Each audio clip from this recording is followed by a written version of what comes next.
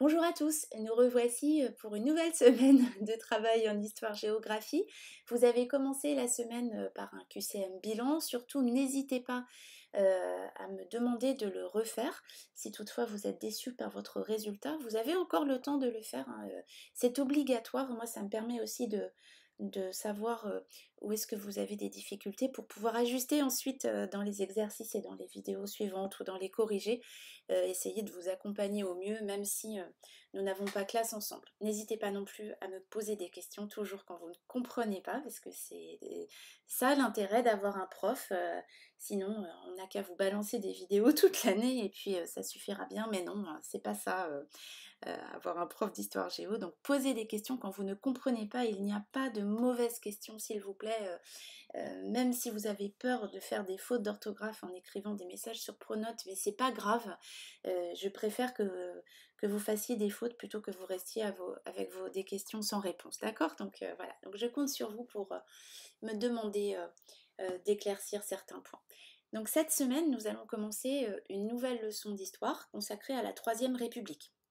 Cette Troisième République, elle débute en 1870 et elle va jusqu'en 1940. Alors dans votre programme, on s'arrête en 1914. Il peut y avoir une ambiguïté, on va en reparler tout à l'heure, mais la Troisième République s'arrête vraiment en 1940. Donc cette semaine, nous allons voir donc aujourd'hui comment cette République s'est mise en place, et puis la fois suivante, on verra comment est-ce que les valeurs républicaines ont été proclamées dans le cadre de cette République. Donc vous êtes en train de regarder la vidéo, vous la regardez toujours jusqu'au bout s'il vous plaît. Vous allez aujourd'hui faire des questions à partir des documents pages 146-147. Donc les questions 1, 2, 3 et 4, page 146. Vous allez les faire page de gauche. Et puis ce qui nous servira d'introduction, c'est le cours du manuel A1, page 158 que vous recopierez sur la page de droite. Et pour le moment, vous allez déjà écrire le titre, donc sur une nouvelle double page, page de droite, thème 3, deuxième leçon, la Troisième République de 1870 à 1914. Et donc là, j'insiste beaucoup sur le fait que il faut bien que vous partiez du principe que cette Troisième République ne s'arrête absolument pas en 1914. Elle s'arrête bien en 1940 et vous ne devez pas vous laisser induire en erreur par votre livre et le programme qui donne une vision faussée de l'extension de cette République.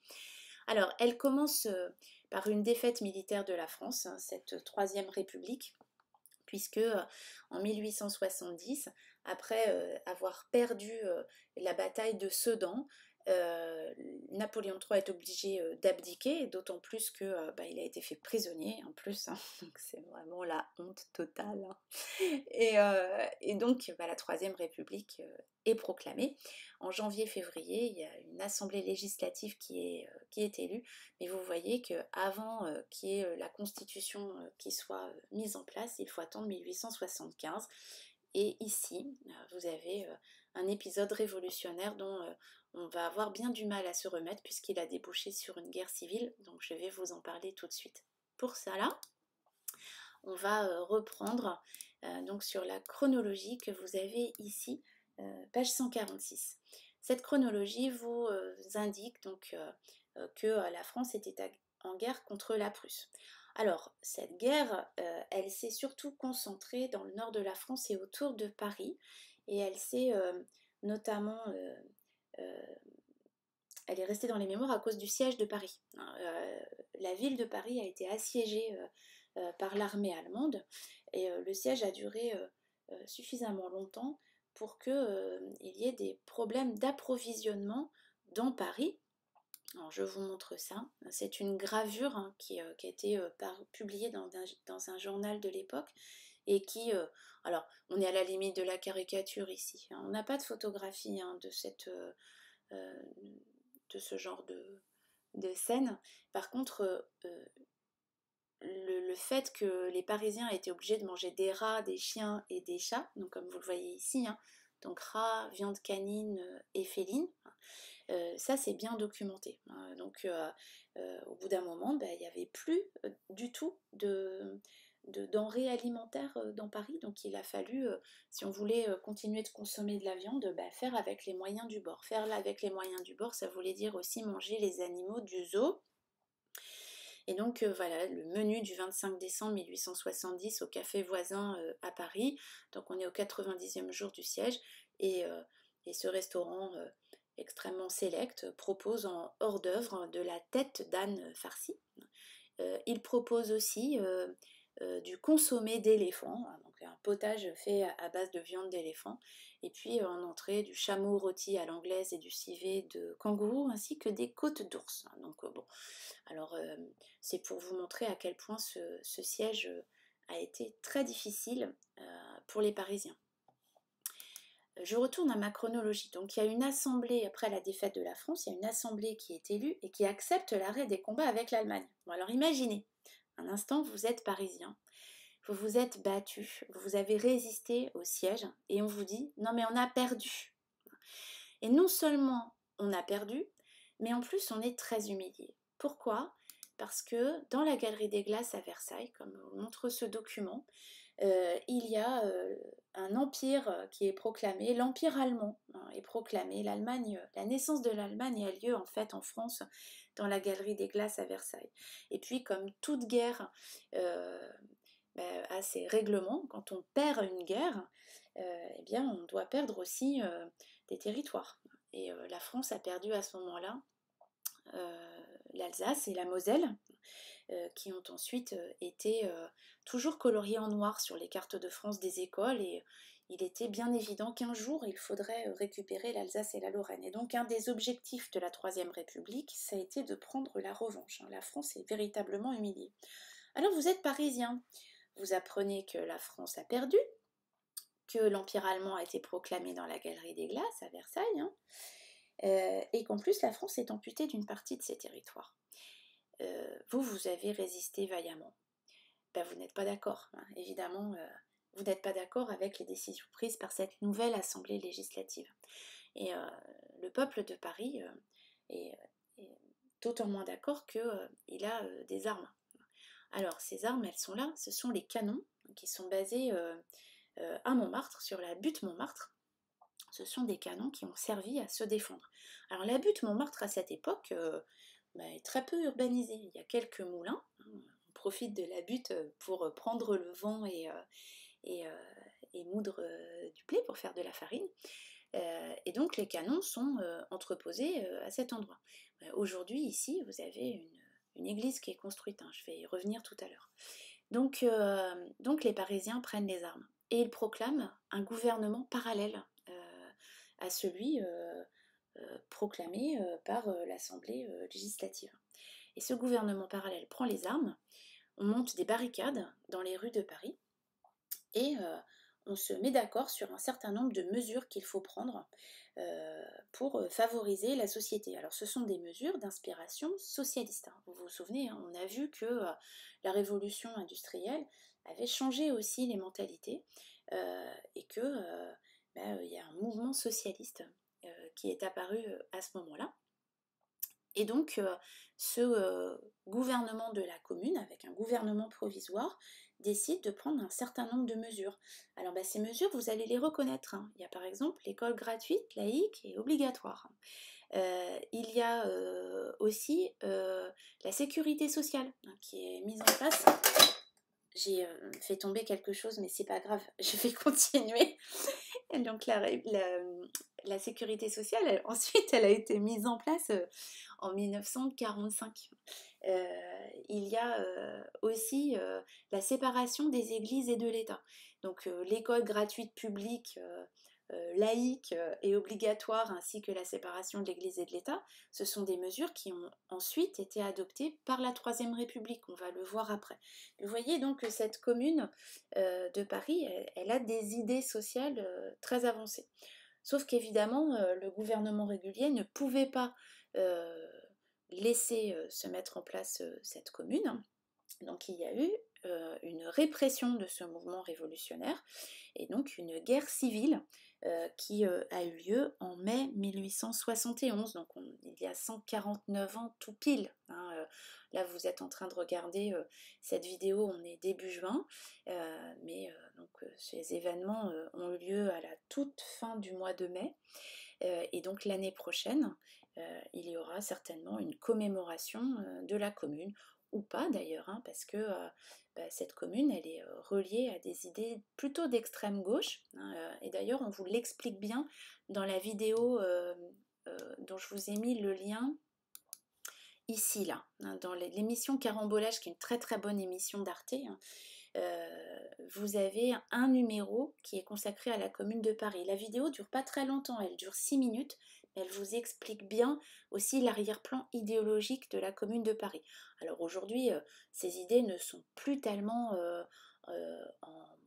en odeur, enfin sont plus tellement à la mode, hein, donc je ne sais pas si il y aura des commémorations conséquentes de la commune de Paris. Ce serait intéressant de le voir aussi, hein. L'histoire c'est important aussi, euh, est importante aussi pour voir ce qu'on en fait, hein, en fonction des périodes. Les commémorations, c'est aussi intéressant que de voir les faits eux-mêmes.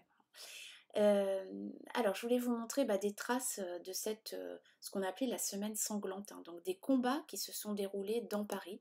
Donc là, par exemple, vous avez une vue des Champs-Élysées, avec des destructions de part et d'autre, mais aussi, vous voyez, cette avenue, elle n'était pas tout à fait terminée, hein, donc il y a encore un peu des cabanons, on comprend pas trop ce qu'on voit. Ici, vous avez l'hôtel de ville qui a été entièrement incendié, de même que une perte immense, hein, c'est le château des Tuileries, hein, qui a été incendié à ce moment-là, qui était au niveau du jardin des Tuileries actuel. Et puis cette semaine sanglante, elle s'est aussi conclue par la mort de nombreuses personnes. Alors du côté des soldats français venus réprimer la commune, hein, mais aussi du côté des communards, hein, dont beaucoup sont morts pendant cette semaine, d'autres ont été exilés le plus loin possible, et donc cet exil c'était la Nouvelle-Calédonie, et voici le mur qu'on appelle le mur des fédérés, le long duquel les derniers communards ont été fusillés. Ce mur, il se situe dans le cimetière du Père-Lachaise, tout au fond du cimetière du Père-Lachaise, et c'est dans ce cimetière qu'ont eu lieu les derniers combats de la commune, les derniers combats de la semaine sanglante. Alors, je vous parlais de ce qui reste aujourd'hui de cet espace, hein, où figuraient les canons de la commune. Alors, on a construit une immense église, hein, vous la reconnaissez peut-être, c'est le Sacré-Cœur, en signe de réconciliation du peuple parisien avec les valeurs de la France, mais les valeurs catholiques de la France. Donc c'est une église qui a été construite en signe de réconciliation, mais qui a été peu appréciée en fait à cette époque, parce que ça voulait dire que l'Église reprenait la main sur le peuple français, alors que les communards, eux, se battaient pour une séparation entre l'Église et l'État et une république laïque, qui a été mise en place ensuite, hein. Mais vous voyez que la réaction, hein, tout de suite, ça a été de construire cette église, qui est aujourd'hui un des monuments emblématiques de Paris, hein. Elle a été construite avec une pierre qui ne noircit pas, et qui a la particularité de très très bien se nettoyer à l'eau de pluie, hein. Donc c'est pour ça que le Sacré-Cœur est toujours d'une blancheur éclatante, hein. Et donc aujourd'hui, là vous avez une vision de la butte Montmartre entièrement construite, hein. Et, il n'y a plus de moulin sur la butte Montmartre. Il y a un endroit, hein, où on voit encore des traces de cet ancien village de Montmartre. Si toutefois vous avez l'occasion d'aller visiter Paris dans les mois qui viennent, n'hésitez pas à aller vous promener à l'arrière ici, hein, du Sacré-Cœur, et vous verrez, il y a même un endroit où il reste une des vignes, hein. La butte Montmartre était réputée pour ses vignes. Donc voilà pour la commune de Paris. Donc vraiment, allez voir la petite vidéo de carambolage, elle est, euh, elle est, elle récapitule bien tout cela. Alors vous avez ensuite, donc je vais m'éloigner ici, un tract du comité de salut public, c'est-à-dire, vous voyez, on a repris les termes de la Première République, donc un tract du gouvernement de cette commune de Paris.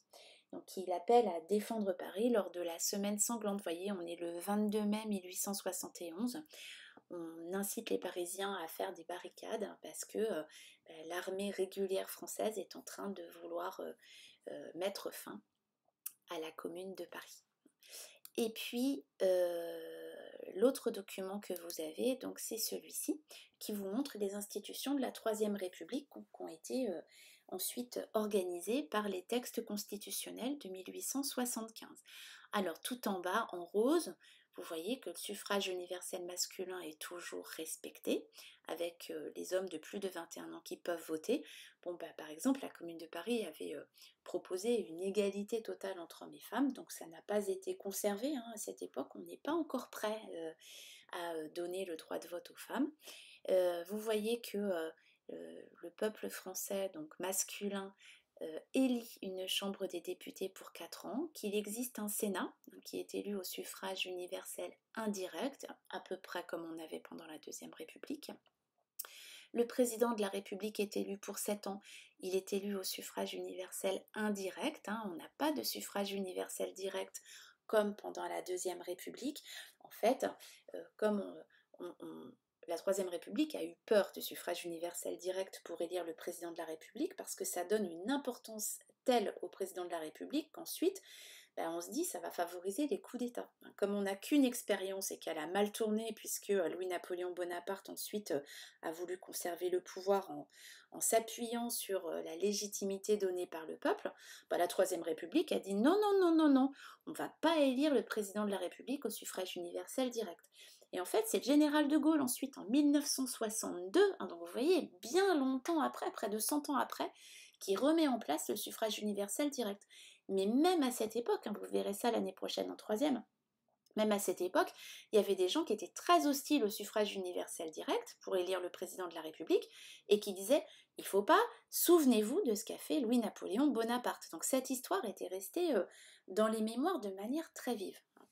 Et puis le gouvernement est une émanation du Parlement qui nomme, qui contrôle le gouvernement alors que le président de la République le nomme. Donc voilà pour les institutions.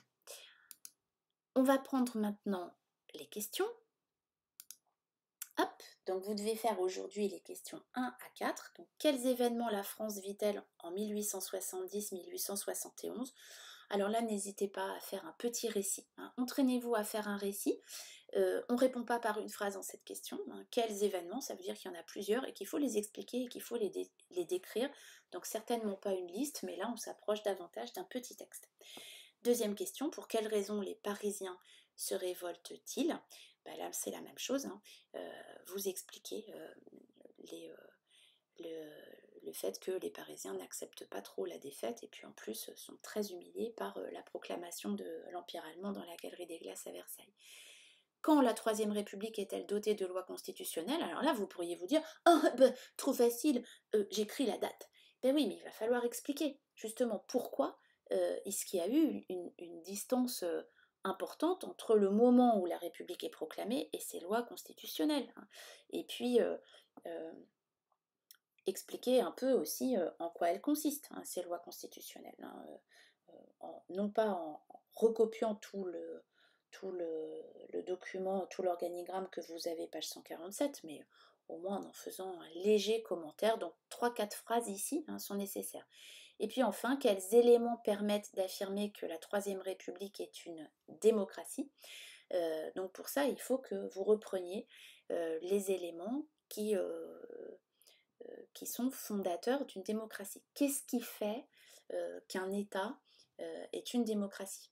Alors, premier point, je vais l'indiquer ici, ce sera beaucoup plus simple. J'avais pas pensé à le faire comme ça, mais du coup on va l'écrire comme si on était au tableau. Voilà, hop, je vais mettre ça comme ça, et puis on va faire comme quand on est en classe. Ça fait du bien aussi parfois. Bon, moi ça me fait du bien. Alors, Les conditions pour qu'un État, avec une majuscule, soit une démocratie. Alors, d'abord, il faut qu'il y ait le suffrage universel pour qu'un État puisse être considéré comme une démocratie, même si là, il est incomplet. Il faut que les pouvoirs soient séparés. C'est-à-dire que le pouvoir législatif et le pouvoir exécutif n'appartiennent pas aux mêmes personnes. Quand vous voyez là sur l'organigramme, page 147, bon, le pouvoir législatif, il est en vert. Hein, le pouvoir exécutif, il est en bleu et puis en violet. Ce ne sont pas les mêmes hein, qui ont le pouvoir, qui ont les trois pouvoirs dans les institutions de la Troisième République, ce qui prouve qu'on est quand même dans un régime démocratique. Les libertés sont proclamées, enfin les libertés fondamentales sont respectées.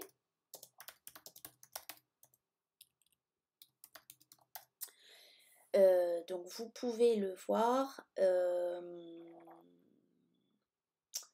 vous pouvez pas le voir là en fait, sur votre page 146-147 que les libertés fondamentales sont respectées. Par contre, si vous vous souvenez, quand on était en EMC, alors attendez, je vais reprendre dans votre bouquin. En EMC... Ah, j'ai pas la partie EMC sur la version numérique. Bon, bah tant pis. Donc je peux pas vous le montrer. Mais dans votre livre, alors je vais le chercher dans mon livre. Alors je feuillette. C'est un peu l'improvisation, mais comme ça fait 10 fois que je recommence ma vidéo, là je refais pas. J'en ai vraiment marre. Alors je recherche le document. Page 347. Vous avez les libertés affirmées depuis 1789. Et quand vous regardez, vous voyez qu'il y en a un certain nombre qui ont été proclamés pendant la Troisième République. Dans la partie en violet. 1881, liberté de la presse et de réunion. 1901, liberté d'association. Partie en bleu, branche bleue, les droits sociaux. 1884, la liberté syndicale. Ça, c'est la Troisième République.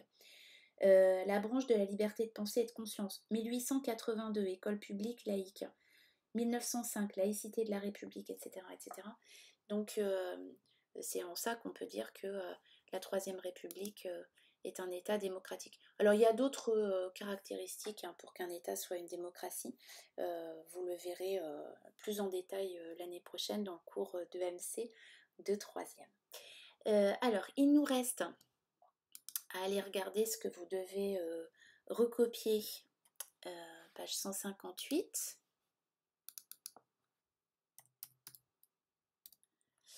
Hop, alors c'est le cours A1 qui va vous servir d'introduction, d'accord? Donc je le grossis bien, le voilà. La Troisième République naît le 4 septembre 1870. Elle fait face à de graves problèmes, la défaite contre l'Allemagne et la perte de l'Alsace et de la Moselle, mais aussi la Commune de Paris durement réprimée. En 1875, la République se dote de lois constitutionnelles.